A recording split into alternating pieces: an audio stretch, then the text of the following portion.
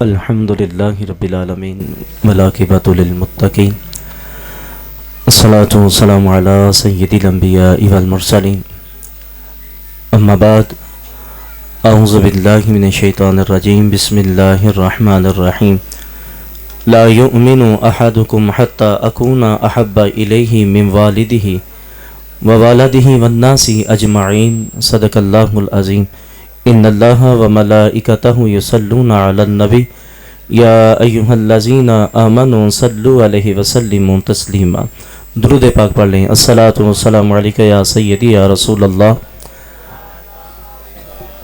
محبت سے باواز بلند پڑھ لیں۔ الصلاۃ والسلام علیکہ یا سیدی یا نور اللہ وعلی آلک وصحابک یا سیدی یا رحمت للعالمین۔ تمام حمد و ثنا تعریف و توصیف اللہ مجدہ الکریم کی ذات ببرکات کے لیے، جو خالق کائنات بھی ہے، مالک ارض و سماوات بھی۔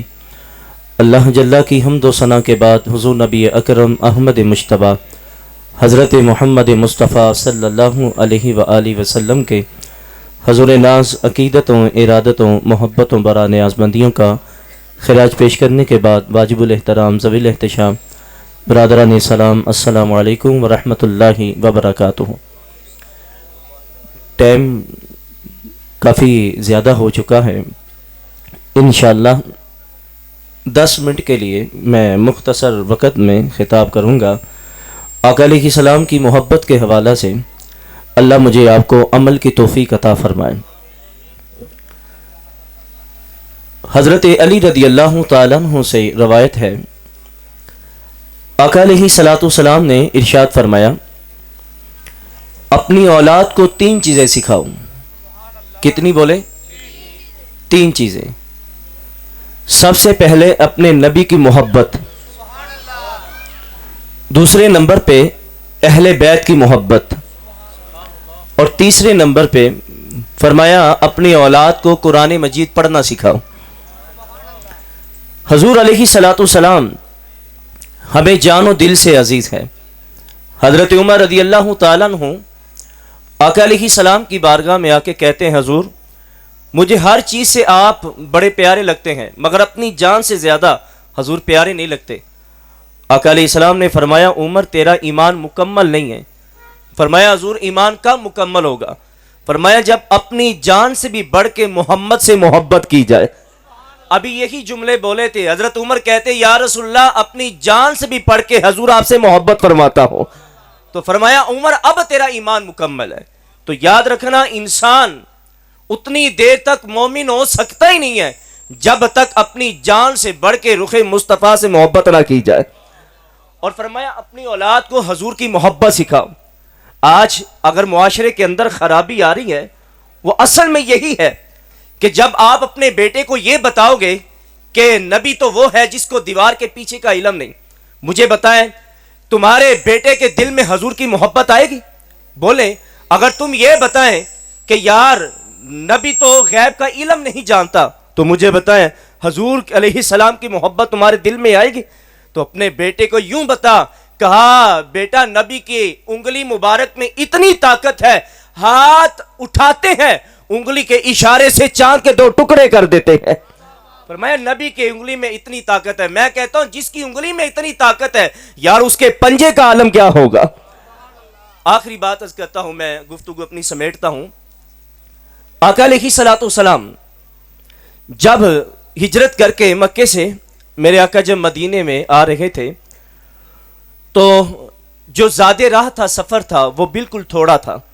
حضرت سیدنا صدیق اکبر رضی اللہ تعالیٰ عنہ، نبی پاک علیہ السلام، عامر بن فہیرہ، اور جب یہ ہجرت کر کے مدینے کی طرف آ رہے تھے، سامان بالکل تھوڑا رہ گیا، اور راستے میں ایک کٹیا دیکھی جس کا نام ام معبد تھا۔ آقا علیہ السلام نے فرمایا، ابو بکر جاؤ ان سے پوچھے کہ گھر میں اگر کچھ ہے تو اس کے عوض ہمیں کچھ دے دے، یہ پیسے لے لے۔ جب ابو بکر صدیق رضی اللہ تعالیٰ عنہ دروازے پہ دستک دی، ام معبد گھر میں اکیلی تھی اور اس کا چھوٹا بیٹا تھا۔ ابو معبد بکریوں کا ریوڑ لے کے باہر نکلے ہوئے تھے۔ اتنے میں کیا ہوا، ام معبد جب باہر نکل کے دیکھتی ہے تو سب سے پہلے جو نظر پڑتی ہے رخ مصطفیٰ پہ پڑتی ہے۔ حضور پہ جب نظر پڑی نا، معبد اپنے دل پہ ہاتھ رکھ کے بیٹھ گئی۔ آقا علیہ السلام نے فرمایا ہم مسافر ہیں اور سفر کے ارادے سے نکلے تھے اور سفر لمبا ہو گیا اور کھانا بالکل تھوڑا ہو گیا تھا، اگر گھر میں کچھ ہے پیسے لے لیں، اس کے عوض ہمیں کھانا دے دیں، میں آپ کی توجہ چاہتا ہوں۔ آقا علیہ السلام نے جب یہ بات کہی، معبد کہتے ہیں افسوس ہمارے گھر میں کچھ نہیں ہے۔ فرمایا کچھ تو ہوگا، کہا کچھ بھی نہیں ہے۔ آقا علیہ السلام نے پاس ایک بکری دیکھی تھی اور جس کے کھیرے میں دودھ نہیں تھا، لاغر سی کمزور تھی۔ آقا علیہ السلام نے فرمایا اگر تم اجازت دو اس بکری کا دودھ نہ دولے۔ اب سنیں، آپ کی توجہ چاہتا ہوں۔ وہ کہنے لگی اگر یہ ریوڑ کے ساتھ جانے کے قابل ہوتی نا ہم بیچ دیتے، اس کی کھیری میں دودھ نہیں ہے، یہ کیسے دودھ دے گی؟ آقا علیہ السلام نے فرمایا تم اجازت دو پھر ہمارا کمال دیکھو، اجازت دو۔ کہا اگر یہ بکری دودھ دیتی ہے تو مجھے کیا اعتراض؟ سیدنا صدیق اکبر رضی اللہ تعالیٰ عنہ سے کہا ابو بکر بکری لے کے آؤ۔ ابو بکر بکری کھولتے ہیں، حضور کے قریب لے کے آتے ہیں۔ آپ کی توجہ چاہتا ہوں، یوں ہی میرے نبی نے جب اپنا دست رحمت، دست کرم، دست شفاعت اس بکری کی پشت پہ پھیرا، اس بکری نے جرجری لی، اس کی کھیرے میں دودھ اتر آیا۔ اور آقا علیہ السلام نے فرمایا اے معبد گھر کا برتن لاؤ۔ اس نے کہا کھیری میں کتنا دودھ ہوگا؟ وہ اپنے حساب سے چھوٹا سا برتن لے آئی، اور جب میرے آقا علیہ السلام نے یہ دلہ والے ہاتھ تھنوں کو لگائے، جب بکری کا دودھ دویا تو خدا کی عزت کی قسم ہے تھنوں سے دودھ کم نہ ہوا، برتن تھا دودھ سے بھر گیا۔ فرمایا اور لے کے آؤ، اور لائی، وہ بھی بھر گیا۔ فرمایا اور لے کے آؤ، وہ بھی بھر گیا۔ لگتا تھا اس تھنوں سے کنیکشن اللہ تعالیٰ نے حوض کوثر کی نہر سے جوڑ دیا تھا۔ اچھا دودھ ہے کہ کم ہونے کا نام ہی لیتا، گھر کے سارے برتن بھر گئے مگر تھنوں سے دودھ کم نہیں ہو رہا۔ حضرت معبد رضی اللہ تعالیٰ کہتی ہیں کہ میں نے وہ دودھ پیا اور آقا علیہ السلام تشریف لے گئے۔ ابو معبد جب شام کو بکریوں کا ریوڑ لے کے جب واپس پلٹتا ہے، کچی کلے پہ نور برستا دیکھا اور کہتے ہیں آج یہ گھر کا ماحول بڑا ستھرا ہے اور اجلا ہے، کیا گھر کے اندر کوئی آیا تھا؟ آقا علیہ السلام کا نام پوچھنا یاد نہ رہا، اپنے طور پہ کہا ہاں آج ہمارے گھر مبارک آیا ہوا تھا، آج ہمارے گھر میں مبارک آیا تھا۔ وہ بچہ کہتا امی آپ نے دیکھا نہیں وہ کتنا سونا تھا، امی آپ نے دیکھا نہیں جو ساتھ تھا وہ کتنا ادب کرتا تھا، جب وہ اپنا لواب زمین پہ پھینکتا تھا اس کے ساتھ جو غلام تھا وہ زمین پہ لواب پھینکنے دیتا ہی نہیں تھا، اپنے ہاتھوں پہ مل لیتا تھا، اپنے جسم پہ مل لیتا تھا۔ اچھا یہ باتیں ہو رہی تھی، حضرت معبد کہتی ہے خدا کی قسم میں نے اپنی آنکھوں سے دیکھا جب مسکراتا تھا پہاڑوں پہ عکس پڑتا تھا۔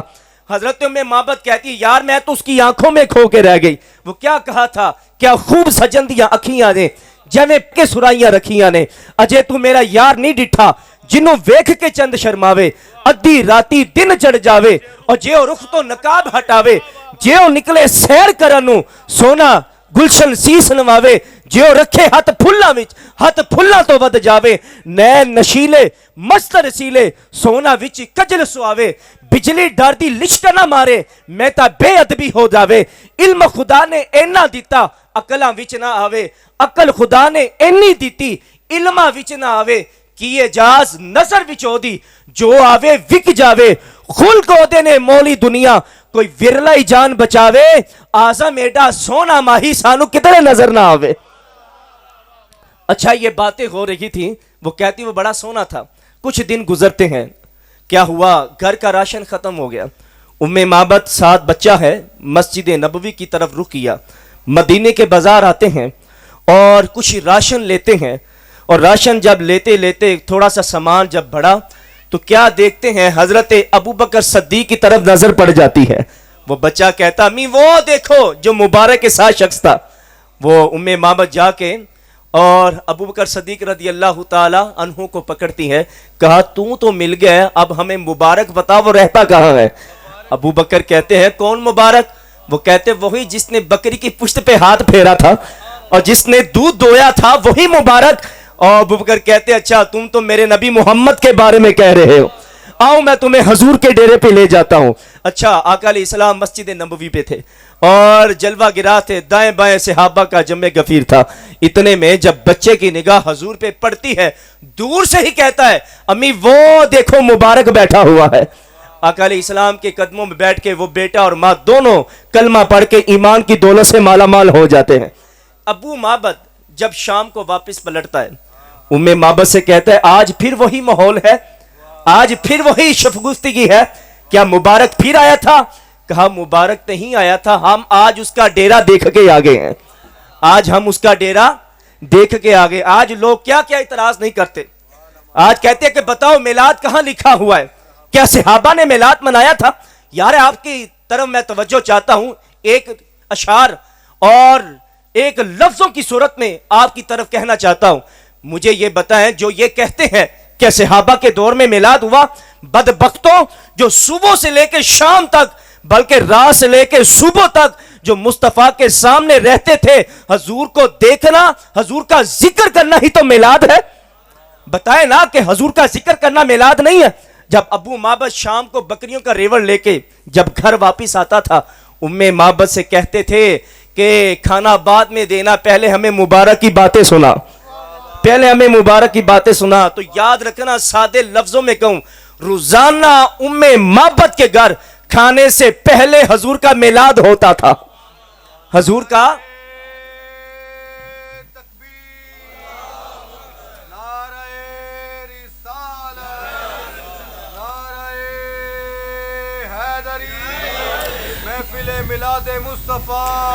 یار اپنے نبی سے محبت کرے، اپنے نبی سے پیار کرے۔ کیا میلاد کا مقصد یہی تھا؟ میں یہاں جتنے بھی دوست احباب ہیں ان کی توجہ چاہتا ہوں، کیا میرے نبی نے بیٹیوں سے محبت نہیں کی؟ کیا میرے نبی نے بہنوں سے پیار نہیں کیا؟ آقا علیہ الصلوۃ والسلام در یتیم ہے، اور جب میرے آقا دنیا میں تشریف لے کے آتے ہیں، حضور علیہ السلام اکیلے ہیں، نہ بھائی ہے نہ بہن ہے، اور باپ بھی دنیا سے چلا گیا۔ یہ وہ دور تھا جب بچیوں کو زندہ درگور کیا جاتا تھا، قتل کیا جاتا تھا، معاشرے کے اندر بیٹی کو گالی سمجھا جاتا تھا۔ اس دور کے اندر میرے نبی نے عزت دی، فرمایا بیٹیاں منحوس نہیں، فاطمہ میری جگر کا ٹکڑا ہے، فاطمہ میری جگر کا ٹکڑا ہے۔ آپ جانتے ہیں آج وہ معاشرہ کتنا تلخ تھا جب بچیوں کو قتل کیا جاتا، جب زندہ درگور کیا جاتا۔ آج آپ اگر اپنی بہن بیٹی کے بارے میں محبت و بڑا جملہ کہہ دے، اتنی بڑی بات نہیں۔ آج بیٹی کی عزت ہے، آج بیٹی کی توقیر ہے۔ آج بوڑھا باپ اپنی جھکی ہوئی کمر پہ بوریاں لاد کے مزدوری کرتا ہے، بابا جی اس عمر کے اندر محنت کر رہے ہوں، کہا کیا کرے، گھر کے اندر جوان بیٹی بیٹھی ہے۔ یہ باپ شفاق نہیں تھا، یہ قتل نہیں کرتا تھا۔ 1400 سال پہلے جب بچیوں کو قتل کیا جاتا تھا اور بچیوں کو زندہ درگور کیا جاتا تھا، میرے نبی علیہ الصلوۃ والسلام نے فرمایا فاطمہ میری جگر کا ٹکڑا ہے۔ اے بیٹیوں کو منحوس سمجھنے والا سن لو، جو کوئی دو بیٹیوں کا نکاح کرے گا، ان کی اچھی پرورش کرے گا، تربیت کرے گا، میں محمد کل قیامت کے دن اس کے اتنا قریب ہوں گا جس طرح 2 انگلیاں قریب ہے۔ ایک صحابی کہتا ہے حضور اللہ نے مجھے ایک بیٹی دی ہے، کیا قیامت کے دن میں بھی آپ کے قریب ہوں گا؟ میرے نبی نے فرمایا اگر اچھی تربیت کرے گا، اس کا نکاح کرے گا، میں محمد کل قیامت کے دن تیری جنت میں ضمانت بھی دوں گا، میں جنت کی ضمانت بھی دوں گا۔ تو صاحبو بیٹیوں سے محبت کرے، اصل مقصد یہی میلاد کا۔ اور دوسری بات یہ، حضور علیہ الصلوۃ والسلام نے سب کے حقوق ادا کیے۔ بولیں میرے آقا نے حقوق ادا کیے۔ آج کل یہ معاشرے کے اندر یہ بہت بری لعنت ہے، کیا قرآن نے ہمیں حکم نہیں دیا کہ بیٹی کا حصہ دو؟ بولیں کہ قرآن نے حکم نہیں دیا کہ بہن کا حصہ دو؟ اور جب باپ اور جب ماں دنیا سے چلی جاتی ہے اور بھائی آگے سے کہتا ہے خبردار، اگر حصہ مانگا، اگر حصہ لے لیا تو پھر تیرا اور میرا تعلق کچھ بھی نہیں ہے۔ بدبخت تو کون ہوتا ہے اس کو نہ دینے والا؟ یاد رکھنا جو تلف کرتے ہیں، حق تلفی کرتے ہیں، دنیا میں تو بچ جائے گا مگر آخرت میں اس کا ککھ نہیں رہے گا۔ وہ مجھے بات یاد آ گئی، قبرستان تھا تو جب اس کی تدفین ہونے لگی ایک میت کی، پیچھے ایک عورت کھڑی تھی اور مولوی صاحب ہاتھ اٹھا کے دعا کیا کرتے ہیں، اے اللہ اس میت کی بخشش فرمانا۔ پیچھے سے عورت بولی اے اللہ اس کی بخشش نہ کرنا، میری اولاد جوان ہو چکی ہے، میں بڑھاپے کے آثار ہوں، میں کرائے کے گھروں میں دھکے کھاتی ہوں اور میں لوگوں کے گھروں کے برتن مانجتی ہوں، اس کو حیا نہ آئی، اس نے میرے حق تلفی کی، میرے بچے بلکتے رہے، میں نانے شبینہ کو ترستی رہی اور یہ سب کچھ لے کے سمیٹ کے چلا گیا۔ اے اللہ تو گواہ ہو جا، میں نے اس کو معاف نہیں کیا، یا اللہ تو بھی قبر کے اندر اس کو معاف نہ کرنا۔ تو مجھے بتائیں وہ عورت کس حال سے گزری ہوگی؟ کیا اس کے بچے کہاں کہاں دھکے کھاتے ہوں گے. یاد رکھنا میلاد کا اصل مقصد یہی ہے. میرے نبی صلی اللہ علیہ وسلم جب دنیا میں آئے تھے میرے نبی نے بہن کو عزت دی تھی. میرے نبی جب دنیا میں آئے تھے میرے نبی نے بیٹی کو عزت دی تھی. میرے نبی جب دنیا میں آئے تھے جب شوہر فوت ہو جاتا تھا سکی ماں کو بیٹا جا کے ذوالمجاز کی منڈی میں بیچ آتا تھا. اللہ کے نبی علیہ الصلوۃ والسلام نے فرمایا الجنت تحت الاقدام الامہات. ماں کو بیچنا نہیں بلکہ ماں کے قدموں تھے لے آنا ہے. اس لیے ماں کے قدموں کے نیچے جنت جو ہے, ماں کے قدموں کے نیچے جو جنت جو ہے, جنت کو کھینچ کے ماں کے قدموں تلے رکھ دیا. یہی میلاد والے نبی کا یہی درس ہے. تو صاحبو یاد رکھو اس نبی سے محبت کیجئے, اس نبی سے پیار کیجئے. یہ جو دلیلیں مانگتے ہیں ہر کام بدعت بدعت, کیا اللہ تعالیٰ نے حضور کا ذکر نہیں کیا والضحیٰ کہہ کے؟ کیا اللہ تعالیٰ نے حضور کا ذکر نہیں کیا یاسین والقرآن الحکیم کہہ کے؟ کیا رب تعالیٰ نے یہ نہیں کہا والشمس وضحاہا؟ کیا رب تعالیٰ نے یہ نہیں کہا یا المدثر؟ کیا رب نے یہ نہیں کہا یا المزمل؟ تم کس بدعت کی بات کرتے ہو؟ تیری بدعت تیرے منہ پہ. ہم تو حضور کو بغیر دلیل کے ذکر کرتے ہیں اور حضور کا قیامت تک کے لیے ہم ڈنکا بچاتے رہیں گے. رہے گا یوں ہی, ان کا چرچا رہے گا. بڑے جل جائیں خاک میں جو جلتے ہیں. بس یہ بات اس شعر پہ میں اختتام پذیر کرتا ہوں. وہ کیا کہا تھا؟ ڈٹھے ورگ پھول کنان دے سارے, تیری شان جیا نہیں کوئی ہو ڈٹھا. تیری شان دا کرے مقابلہ عاشقہ اصلی چور ڈٹھا. کوئی نور آکھے کوئی بشر آکھے پیندا رات دینے اہی شور ڈٹھا. اللہ والیاں گل مکا دتی تسی ہو ڈٹھا اسی ہو ڈٹھا. واخر دعوانا ان الحمدللہ رب العالمین.